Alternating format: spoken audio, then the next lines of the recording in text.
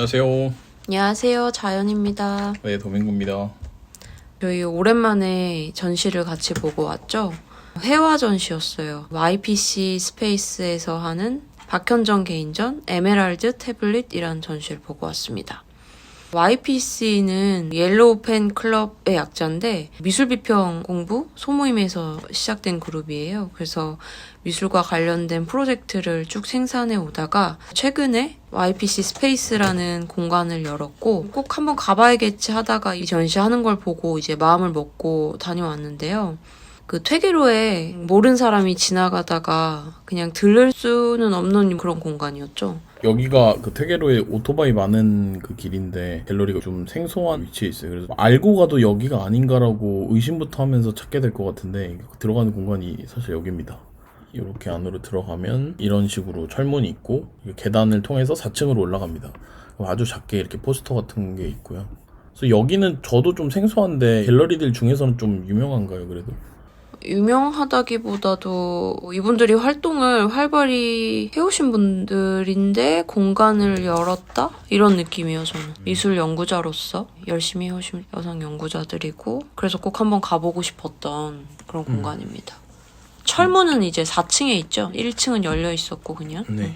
이번에는 단순히 전시장을 구경한 게 아니라 박현정 작가와 외주연 기획자가 둘이서 같이 아티스트 토크라고 하는 이름하에 작품을 소개하고 이런 전시를 왜 기획하게 됐는지 기획자의 작가에 대한 해석 이런 것들을 들어볼 수 있는 기회가 있어서 한번 가봤고 뒤에서 얘기하겠지만 엄청 재밌고 생각해볼 것들도 되게 많아지는 시간이었던 것 같아요. 이분이 작업한 지가 거의 10년 이렇게 됐었죠. 박현정 작가님은. 이전 작업부터 지금 최근 작업까지 어떤 변화를 겪어왔고 이런 것들을 기획자님이 짚어주시는 게 되게 재밌었던 것 같아요. 2012년부터 10년 정도의 여정을 쭉 얘기를 해줬는데 주로 작품의 어떤 구조적인 설명을 위주로 했었어요. 그렇죠. 제3자가 어떤 작품을 봤을 때 화면 안에 뭐가 있는지 공통적으로 뭐가 보이는지를 뽑아내서 분석할 수밖에 없을 텐데 2012년 이전에는 뭐 구름 같은 이미지가 나오고 폭발할 것 같은 이미지가 나오고 그리드 같은 것이 화면 안에 있고 뭐 이런 것들 공통적으로 보인 요소들을 기획자님이 찝어주셨고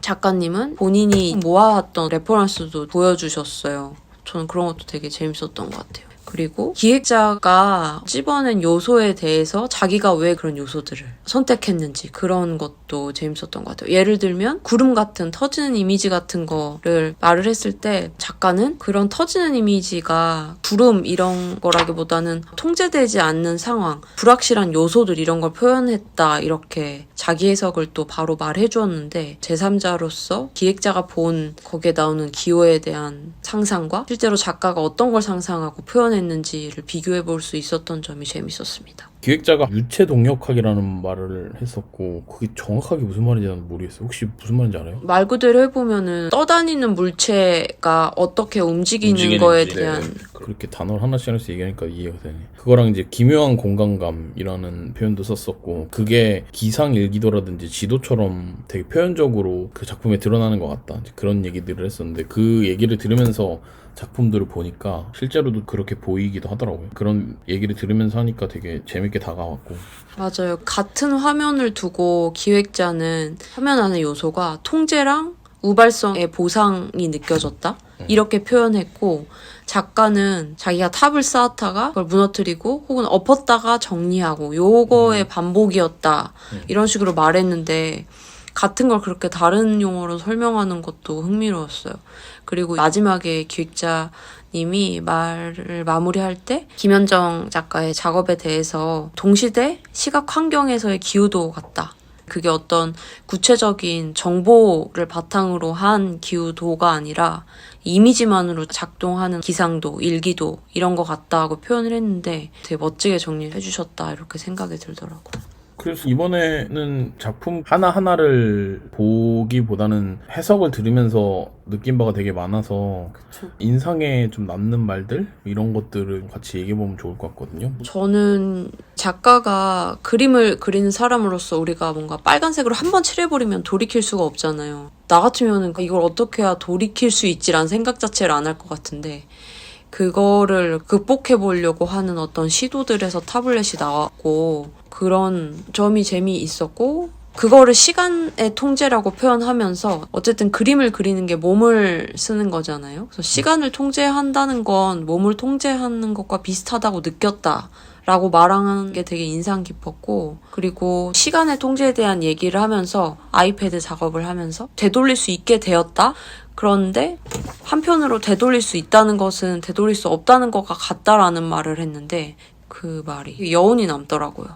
그게 재밌었어요. 만약에 해석에 대한 내용이 빠진 채 이 작업만 보면서 우리가 얘기를 했으면 여느 추상 작품이라든지 이런 것들이랑 되게 비슷한 맥락으로 받아들였을 가능성이 되게 높은데 과정을 들으면서 작업을 보니까 왜 이렇게 이루어졌는지에 대해서 되게 흥미롭게 다가갔고 아티스트 토크하면서 두 분이 쓰는 문장이라든지 언어 자체도 되게 다르고 작가가 쓰는 언어와 기획자가 쓰는 언어 기획자는 더 정제되거나 학문적으로 다가간다고 하면 작가는 훨씬 더 자기한테 집중된 언어 아주 오랜 시간 동안 자기를 바라보면서 만들어진 언어들이 작품을 설명할 때 나오는데 그런 지점들이 엄청 재밌더라고요. 또 재밌었던 건 내가 어떤 식으로 작업을 대하냐 자기의 태도에 대해서 설명하는데 실생활에서도 그렇고 SNS에서도 그렇고 요새 워낙에 우리가 접하는 이미지가 많으니까 그래서 작가가 처음에는 내가 아주 공들여서 만들어도 되게 빨리 소모될 텐데 하는 마음의 어떤 냉소적인 태도가 있었고 작업에 반영됐던 것이 어떤 이미지를 분쇄하는 작업이 중간에 있었잖아요. 예전 작업에. 그런 거를 막 보여주면서 어떤 태도였나 그런 게 재미있었고 근데 그게 어떻게 이어지냐면 나는 원래 내 작업을 통제하려고 했었다. 근데 최근에 통제를 놓았다라고도 했는데 작가랑 자기 작업이 사고하는 것 같은 그런 느낌이 들어서 되게 재미있었어요. 그리고 이분의 작업 보면은 제목이 다 이미지하고 숫자 이런 식으로 되게 거리두기가 되어 있잖아요. 거기에서 이건 기획자님도 말했던 건데 어떤 작가들은 작품을 자기랑 동일시하거나 그렇게 생각하곤 하는데 그렇지 않은 태도가 재미있었다. 그런 거리둠이 재미있었던 것 같아요. 가장 최신의 작업이 가장 좋은 것이라고 작가가 그런 얘기도 했었는데 맞아요. 그게 마치 과학자 같다는 생각도 좀 들었는데 그러니까 가장 최신의 데이터를 가지고 인사이트를 도출해내는 게 과학자들의 특징인데 그런 면에서는 맞닿아 있는 포인트가 좀 있다라고 느껴졌고 그런 것들이 이 사람은 작가이면서도 과학자 같은 작가다라는 생각도 드는 지점이 되게 나도 재밌었고 완전 그 생각했어요. 최근에 어떤 연구 발표 거기를 갔는데 거기서도 그 통제라는 말이 진짜 많았거든요. 그러니까 자기가 원하는 어떤 정보값을 얻기 위해서 뭔가를 통제하고 그러면서 막 데이터 값을 받아가고 이게 너무 재밌다? 내가 몰랐던 다른 방식이다라는 생각을 했는데 그러면서 나도 약간 그런 생각을 했거든. 과학자 같다. 편집하면서 레퍼런스 사이트도 제가 넣어서 한번 보여드릴게요. 근데 그걸 보면은 그게 그냥 개별적으로만 보더라도 아주 다른 의미에서 제각각 임팩트들이 굉장히 셌어요. 근데 그런 이미지들의 조합으로 이루어져 있고 그게 정확히 언어로 표현할 수는 없어도 뭔가 그룹핑이 돼갖고 작가의 레퍼런스 리스트 안에 다 포함이 돼 있는 게 아닌가. 그것들이 사실은 과학자로 치면 다 데이터고 자료잖아요. 그치. 그리고 거기에 그 자연물이 되게 많았잖아. 거기에서 본인이 어떤 텍스처 같은 영감을 많이 얻는다고 했고 그 텍스처를 연구하면서 어떤 자료를 쓸지 이런 것도 연구한다고 했었고 그게 되게 본인이 작업을 컨트롤하는 거를 놓게 되면서 거기에서 새로운 걸 발견하게 되는 게 되게 재밌었다고 했는데 그렇게 작업을 대하는 것이 좋았어. 이런 맥락으로 작품을 만들어내는 분은 흔치 않은 것 같긴 해요. 거기 안에 어떤 서사가 있고 이유를 만드는 데 있어서 주제의식이 되게 뚜렷하게 그 맥락을 이렇게 줄기차게 가져오는 것들이 있는데 비주얼적인 시각적인 요소? 그런 것들에 대한 이야기와 관심을 가지고 접근한다라는 거? 그런 것들이 되게 흥미로웠고 2012년부터 해서 아날로그부터 디지털로 넘어오면서 그 매체의 이동에서 오는 시각적인 재미? 이런 것들도 되게 적극적으로 실험을 통해서 좀 개입을 하려고 하는 흔적들 그런 것들이 엄청 흥미롭게 다가왔던 것 같아요.